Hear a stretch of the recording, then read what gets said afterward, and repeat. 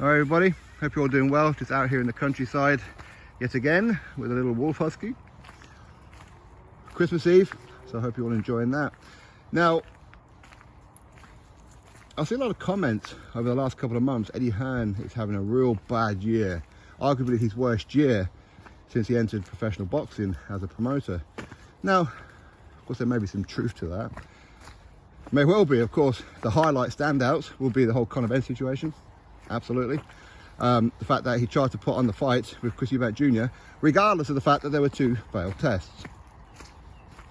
That is the kind of thing that he's going to carry for a long time. A lot of people will look at Eddie Hearn, Matchroom, with a lot of raised eyebrows, say, well, have you done this before?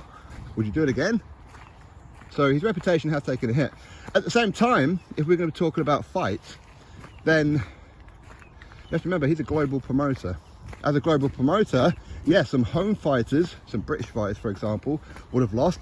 Canelo Alvarez, of course, he lost and things like that, which of course it isn't ideal, but at the same time, it builds the other fighter, doesn't it?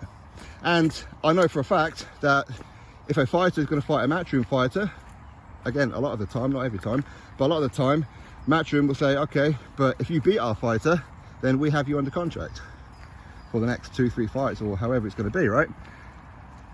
I know for a fact that happens. So, for example, like last year, you had Mauricio Lara defeating Josh Warrington. This year, of course, you had Kiko Martinez defeating Kid Galahad, or that was towards the tail end of last year, actually, wasn't it? But Kiko Martinez then loses it to Josh Warrington, and Josh Warrington then loses the IBF belt to Lopez.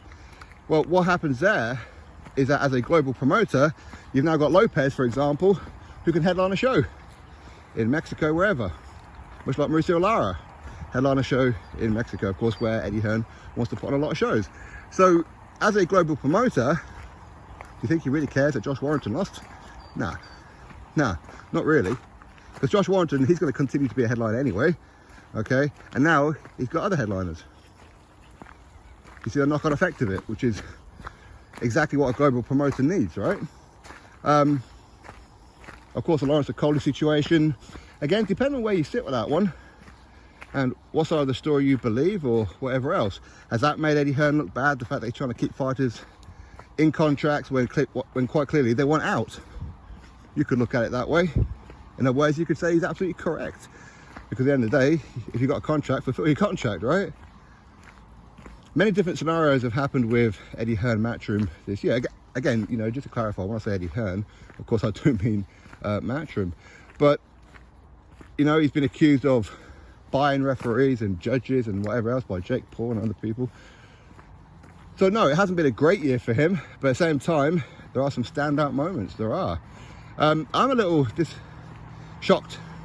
I was about to say disappointed, but of course I'm not disappointed, but I'm a little shocked knowing that Eddie Hearn likes to have people under contract and whatever else in the event that the away fighter defeats home fighter. For example, Usyk is not a Matchroom fighter. His deal expired and it wasn't renewed.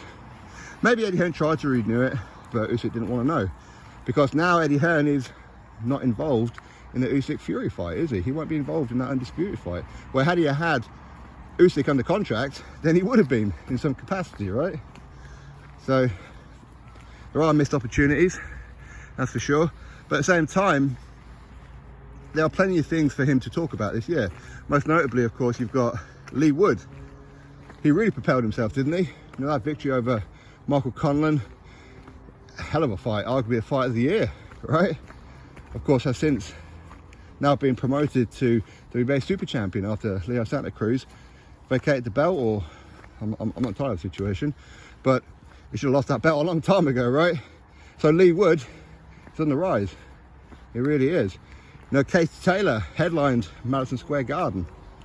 That's a great talking point. So there's probably, and for sure, there will be more positives for 2022 for Eddie Hearn Matchroom than there are negatives. But the negative ones are the ones that will get the headlines, as is human nature, right? People will talk about the Conor Benn situation. People will talk about Lawrence Coley. People will talk about many different things, okay? The Tyson Fury fight didn't happen with Anthony Joshua. People will blame Eddie Hearn, and there's so many different things people will talk about. But again, see, a lot of people will say he's had a bad year because they want him to have a bad year, because they don't like Eddie Hearn, okay? They don't like him because of A, his personality maybe, B, because he's a rival of their favourite fighter, as in the promotional company, or it could be the fact that he was born into money and they don't like it. There's some green eye there. Some people don't like the fact some people are born into money and they're given all the luck, okay? Whatever your reasons may be, it's entirely on you. But I think overall, Eddie Hearn's actually had a pretty good year. Like I said, the talking points will be his reputation, and yes, he has showed cracks. He has cracks that were never really seen before, where he was virtually untouchable. Now he's very touchable. Here in the UK, you got Boxer and Sky Sports putting on some great shows, fights that he couldn't put on, like Chris Shields, Savannah Marshall, and Amir Khan, Kell Brook, and then of course you got Frank Warren over there at Queensbury. He's put on 2 stadium fights this year. Okay, so yeah, absolutely, there are some things for Eddie Hearn to look at, and he does need to look at the British market a little bit more closely. I feel that this year he has neglected it a bit. He has. Maybe going into next year he'll improve it. But anyway, I think overall not a bad year for Eddie Hearn, really. Not bad, but it depends on how you look at it, I suppose. Drop your thoughts below, click thumbs up, subscribe. Catch you in the next video.